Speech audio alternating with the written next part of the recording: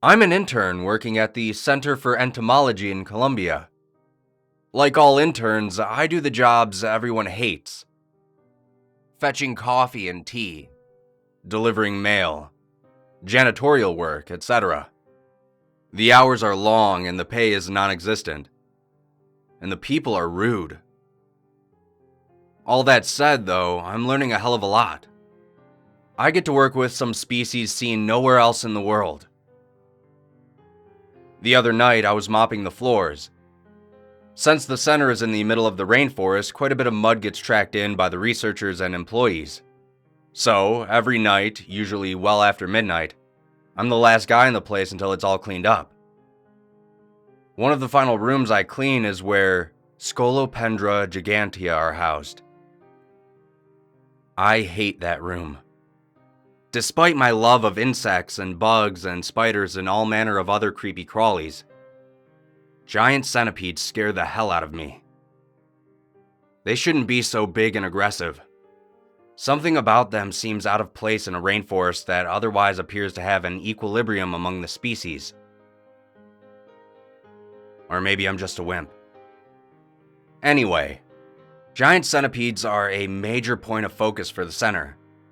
Something about their venom potentially having anti-carcinogenic compounds. Because of that, we breed them. The room is pretty big, maybe 50 by 75 feet, or something close to that. All the centipedes are housed in a system of stacked tanks. They're accessed by opening a drawer, almost like a post office box. There are 10 rows of tables across, and 15 going down, with 2 containers on each table. Each container has 20 drawers, with every drawer containing 1 centipede. Whenever I go in there, I start to itch. It's the sound that does it. Tens of thousands of sharp, tiny little legs scratching on the metal surfaces of their enclosures. This time, the room was absolutely filthy. I was annoyed. It's like these scientists are trying to make my tasks more difficult. I figured I'd have to get used to it, considering I was trying to get a job working with them. I was about halfway done with the room when my phone rang. I left it on the desk near the front of the room. What I shouldn't have done was try to leap over the mop and bucket in the middle of the aisle, because the floor was slippery. But, of course, I didn't know that right then. I jogged and tried to jump. As I planted my foot, it began to slide. Without thinking, I overcorrected badly, flailing my arms and legs trying to stay upright. And I crashed into one of the tables, landing on my back. The wooden front leg snapped off and the table fell on me, the other front leg buckling as it fell. I tried to lift the table off my thighs, but there was no way I was getting it off without help. I was thankful it didn't seem to break any of my bones when it landed. Then I looked up and realized some of the drawers had slid open, with the momentum of the table pitching forward and stopping so suddenly on my legs. Oh no, I choked out. The first one to venture out was dark red and maybe 8 inches long. I watched, breathless, as it skittered out of its drawer and hung by its rear 2 legs. The rest of its body squirmed through space, about 6 inches above my neck. Its pincers were massive compared to the size of its body. I mustered up my courage and slapped it away as hard as I could with my right hand. It sailed nearly 10 feet and hit the ground with a heavy clatter. I turned my head and watched it, hoping it was dead. When it didn't move for a few seconds, I felt a tiny bit of relief. But that didn't last. There were 6 more of them coming out of the drawers. I batted away 2, but the other 4 landed on my neck and chest. The room was filling with the sounds of me shrieking and crying as I tried to get them off me or kill them or whatever came first. Another one landed on my chest. It was the largest one I had ever seen, easily over a foot long, and as thick as a can of Red Bull. I sobbed to myself as I was forced to grab it. It bit my hand over and over, causing the worst stinging sensation I had ever experienced. I tried to throw it away, but its legs dug into my wrist and it went nowhere. It continued biting me. As I felt one crawl under my shirt and bite my chest, I punched the area with the fist containing the huge centipede. The midsection of the large centipede burst against my shirt, killing the one underneath.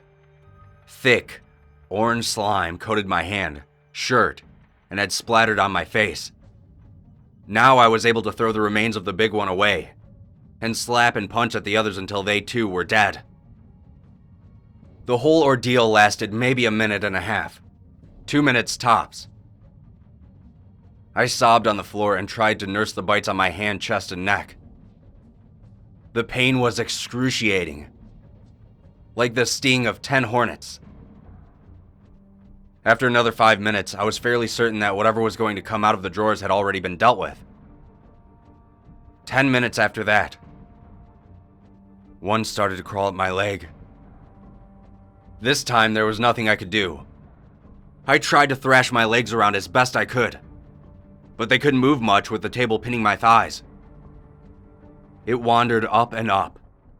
It only bit me when I squeezed my legs together, hoping it could be crushed between my knees. No luck. Upward it went. Eventually, it found the warm, dark spot it had apparently been looking for. I felt its hard body and pointy legs scratching the inside of my thigh before I passed out. When I woke up, I was in a bed in the center's infirmary.